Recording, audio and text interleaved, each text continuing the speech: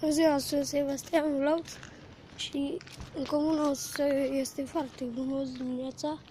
Uitați. Să vedeți cum curge râul. Este foarte frumos.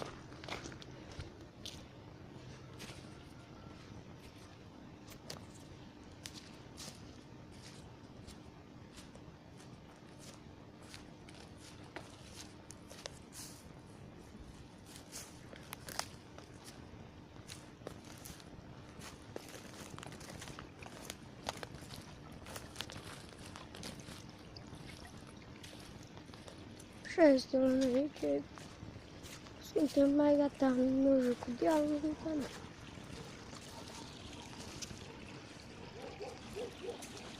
Uitați-vă ce este spumă.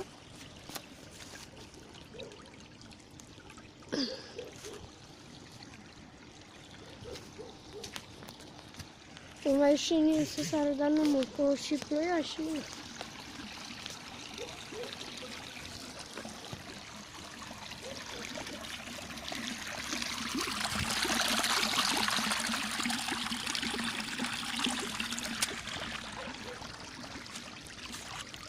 Uitați.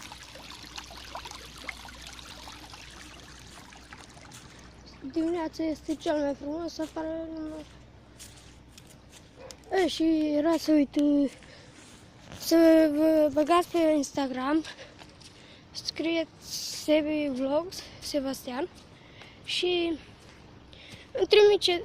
îmi trimiteți mesaje cu provocări și am să le fac. Am să fac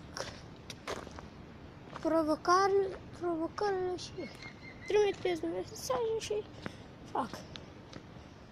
Provocări nebune 8.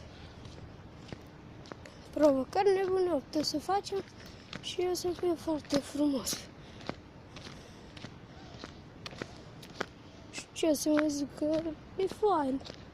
Uitați la deal. Mai arăt eu și în alta zi, dar na. Ala cam atât pot de luni, marți, după ce vin de la școală pe la vă. 1, 2, 3, poate mai fac videoclip, na. Să nu uitați să dați mesaje și comentarii și like-uri la videoclipurile mele. Să nu uitați și să trimiteți mesaje că fac provocări nebune 8. Salut!